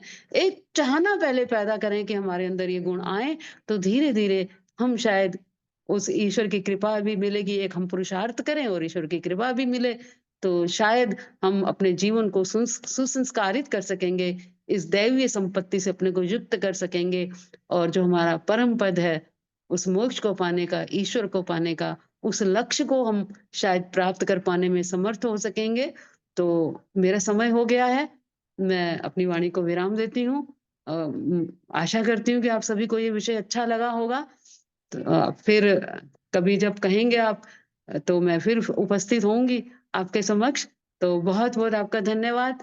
आदरणीय जितेंद्र सरल जी, आपने मुझे समय दिया ये अपना वक्तव्य रखने के लिए, बहुत बहुत जितेंद्र धन्यवाद। जी प्लीज आज्ञा हो तो मैं ओ, उषा जी दूसरे श्लोक का शांति के बाद जो पशुनम वर्ड था उसका हाँ। अर्थ जानना चाहती हूँ दोबारा। जी हाँ जी, शांतिर्पैशुनम, शांति ही अपैशुनम। अपैशुनम किसी की भी निंदा ना करना, ठीक है। निंदा का मैंने बताया था कि पीठ पीछे जब आप कहते हो तो याद वो आ गया निंदा है। मुझे, याद आ गया। धन्यवाद जी जी जी, धन्यवाद। ओम। बहुत अच्छा, ये मेरा बड़ा प्रिय सब्जेक्ट है गीता। बहुत बहुत धन्यवाद उषा जी। बहुत बहुत धन्यवाद आदरणीय उषा मलिक जी, बहुत सुंदर चर्चा आज के विषय के अंतर्गत आपने की। और गीता के जो ये दैवी संपत्ति और आसुरी संपत्ति, ये दोनों संपत्तियां भगवान श्री कृष्ण ने वहां पर बताई हैं 16वें अध्याय के अंदर। इसीलिए इसको कहा जाता है श्री कृष्ण अर्जुन संवादे दैवासुर संपद विभाग योगो नाम षोडशो अध्याय। जो 16वां अध्याय है ये दैवासुर संपद विभाग योग है, जो उसको वहां पर वर्णन किया गया है। तो ये 26 गुण जो दैवी संपत्ति हैं और उसके बाद आसुरी संपत्ति इसके आगे इसमें बताई गई हैं। दंभो दर्पो अभिमानश्च क्रोधः पारुष्यमेव च अज्ञानम चाभिजातस्य पार्थ संपदा आसुरीम। ये आसुरी संपत्तियां भी इसके बाद में बताई गई हैं। तो हम ये दैवीय संपत्ति और आसुरी संपत्ति दोनों को जानने का प्रयास करें, दैवीय संपत्ति को अपने अंदर लाने का प्रयास करें, जो आसुरी संपत्ति है उनको त्यागने का प्रयास करें। क्योंकि वेद भी यही कहता है, यो संभूतिम च विनाशं च यस्तद वेदो भयम सह विनाशेन मृत्युम तीर्त्वा संभूति अमृतम अश्नुते।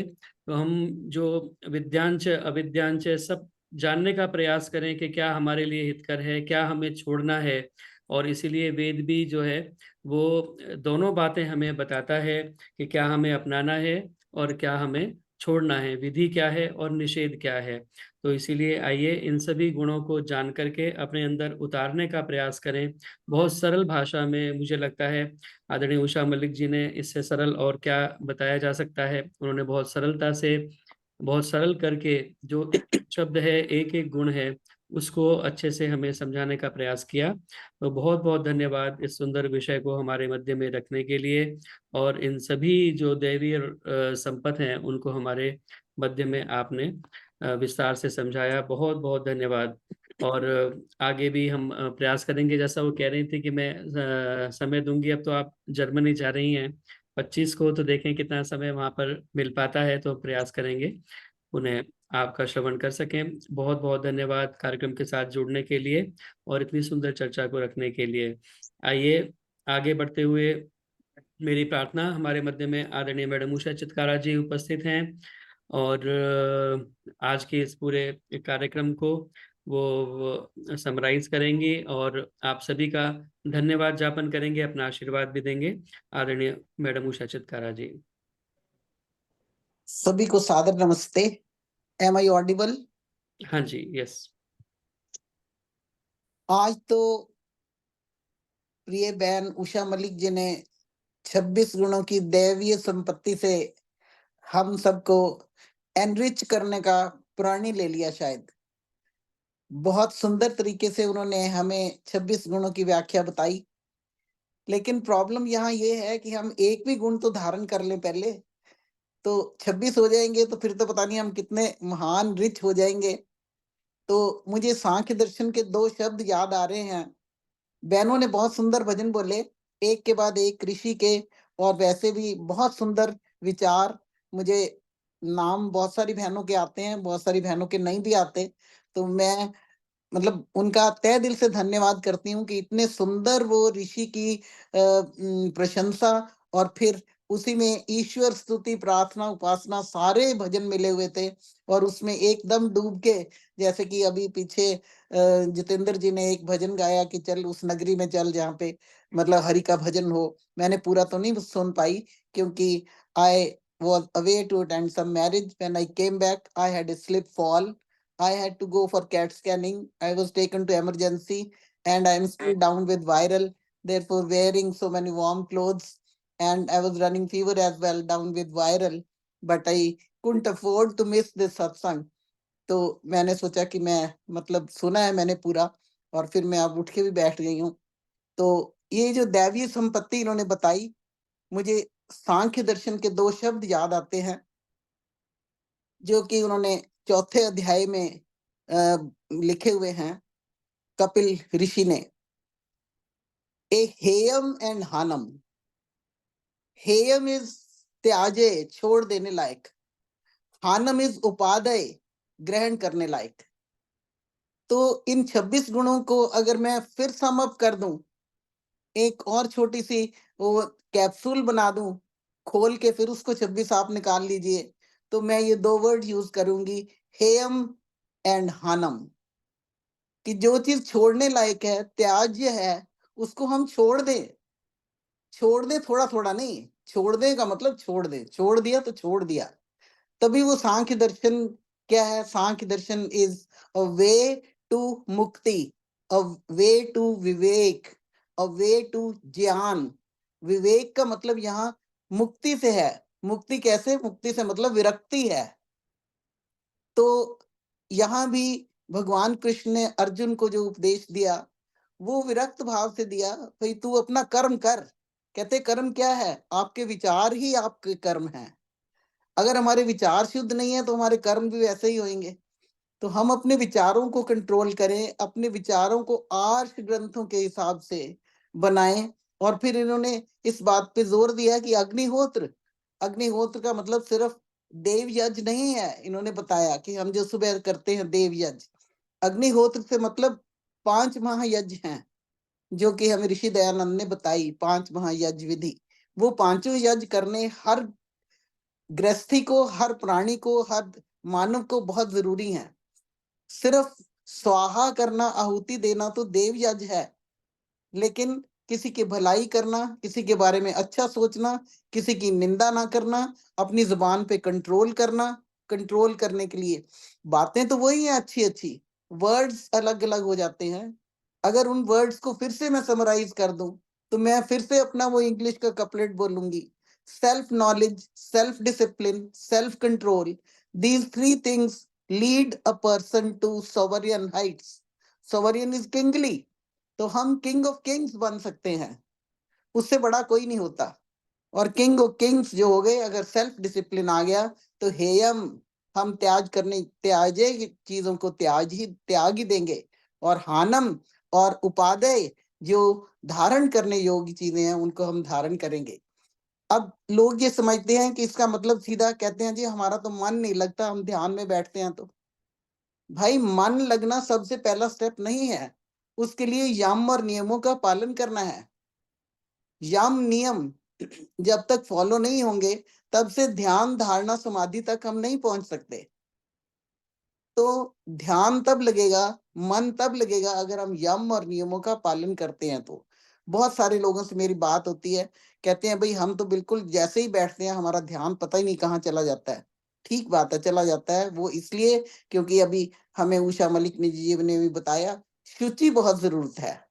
शुचि मतलब कि अपनी अंदर की और बाहर की शुद्धि, अंदर की बाहर की शुद्धि दोनों की होगी अगर हम यम और नियमों का पालन करते हैं। तो और ये 26 जो दैवीय गुण हैं, देवताओं के गुण हैं, ये भी हमारे में तभी आ सकते हैं अगर हम यम और नियमों का पालन करें।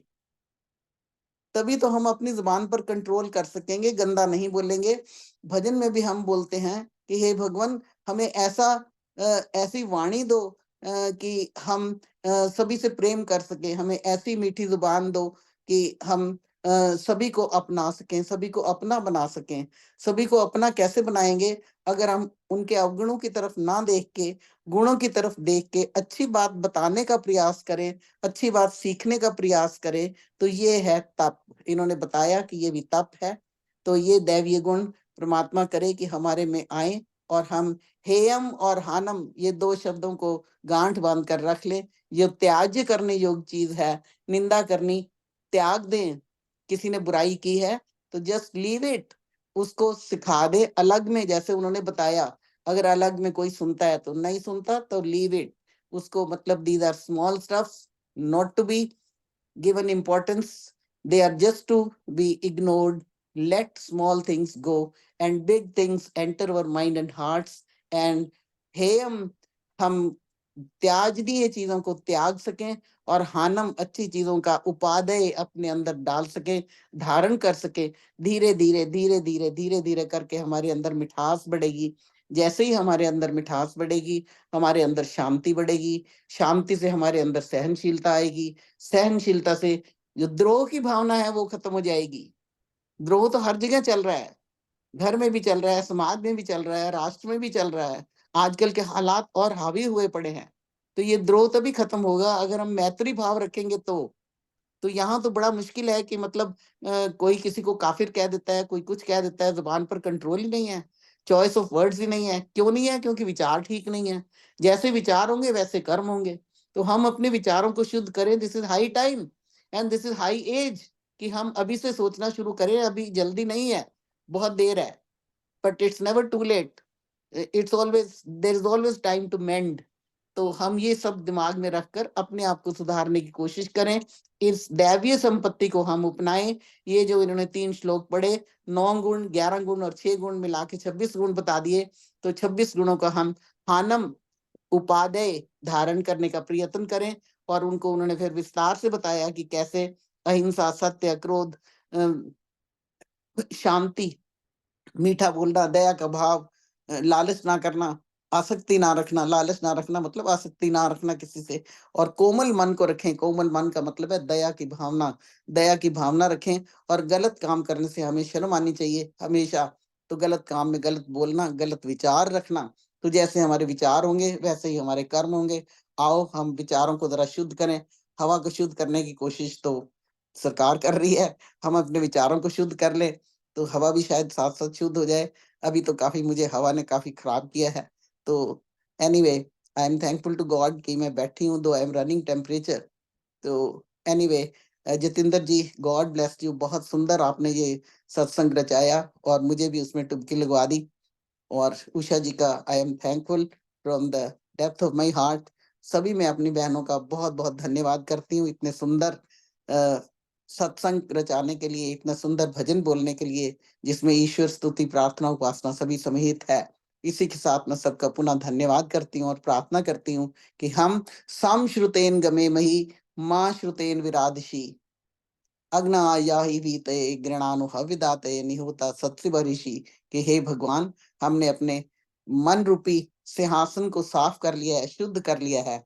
ये शुद्धता के इतने सारे तरीके इन्होंने बताए, यहाँ भी शुद्ध कर लिया। आइए हमारे मन में विराजिए ताकि हम आप में ध्यान लगा सकें, ध्यान में बैठ सकें, शांति पा सकें और अपने इस जीवन को सार्थक कर सकें। इसी के साथ पुनः सबका धन्यवाद और बहुत बहुत जतिंदर जी को आशीर्वाद। सबको नमस्ते। बहुत बहुत बहुत धन्यवाद आदरणीय मैडम उषा चितकारा जी। आपने अस्वस्थ होते हुए भी जो है कार्यक्रम में ज्वाइन किया और अपने विचार दे करके हम सभी को लाभान्वित किया। बहुत सुंदर तरीके से आपने इसको समराइज किया और अपना आशीर्वाद भी प्रदान किया। बहुत बहुत धन्यवाद। आइए शांति पाठ करके एक बार फॉर्मली कार्यक्रम को समापन करेंगे। उसके बाद अनौपचारिक चर्चा के लिए मंच 2-3 मिनट के लिए खुला रहेगा। और एक सूचना यह है कि ओम योग संस्थान पाली जो योगीराज ओम प्रकाश जी महाराज जिसको चलाते हैं, उनका वार्षिक उत्सव का कार्यक्रम चल रहा है। 1 हफ्ते का 17 तारीख को इसका प्रारंभ हुआ था और 24 तारीख को रविवार को समापन है। तो उनका निमंत्रण है सभी के लिए, जो भी संभव है जिनके लिए आना, अवश्य आने का प्रयास करें। ओम योग संस्थान पाली जो हमारे फरीदाबाद के नजदीक पड़ता है। तो बहुत सुंदर जो है 26वां वार्षिकोत्सव है।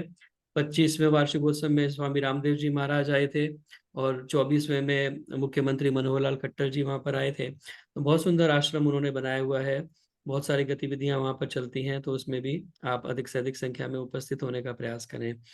आइए, मेरी प्रार्थना माता सुषमा यति जी से, कृपया एक बार अपना माइक ऑन कर लें और वीडियो भी ऑन कर लें। यदि संभव हो तो आप शांति पाठ कराएं। माता सुषमा यति जी, नमस्ते जी सबको।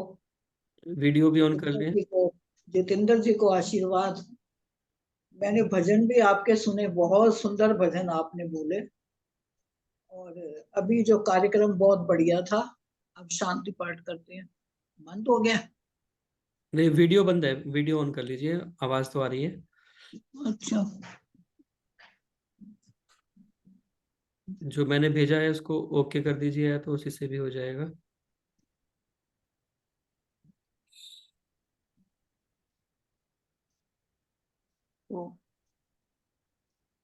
हो गया? नहीं, वीडियो नहीं चला अभी, सिर्फ आवाज आ रही है। चलो कोई नहीं, आवाज ही सही। ठीक है, ठीक है। ओम शांति पाठ करते हैं सभी मिलके। दाता के दरबार में खड़े सभी हाथ जोड़, देने वाला एक है, मांगे लाख करोड़। कल भी तेरा आसरा, आज भी तेरी याद, घड़ी घड़ी तेरा आसरा, छोड़ न देना साथ। अवगुण मेरे देख के बख्शो गरीब नवाज, जे मैं पूत कपूत हूँ, मेरी शरण पड़ेगी लाज। नित्य शुद्धि और बुद्धि दो, जग के हो करतार। नमस्कार भगवान तुम्हें मेरा बारंबार, नमस्कार भगवान तुम्हें मेरा बारंबार। ओम ध्रुव शांति अंतरिक्षम, शांति पृथ्वी, शांति आपा, शांति ओषधया, शांति वनस्पतया, शांति विश्वे देवा, शांति ब्रह्मा, शांति सर्वगुण, शांति शांतिरेव, शांति सामा, शांतिरेधि। ओम शांति शांति शांति। ओम जो बोले सो अभय, वैदिक धर्म धर्म की की जय। जगत गुरु महर्षि दयानंद नंद की की जय। दंडी गुरु विरजानंद महाराज की जय। जय। भारत माता की जय। जय। गौ माता का पालन पालन हो। हो। आर्य समाज अमर अमर रहे। रहे। वेद की ज्योति जलती जलती रहे। रहे। ओम का झंडा ऊंचा ऊंचा रहे। रहे। प्यार प्रकाश अमर रहे। अमर रहे। भाषा अमर रहे। अमर संस्कृत रहे। भाषा अमर रहे। वैदिक प्रणव ध्वनि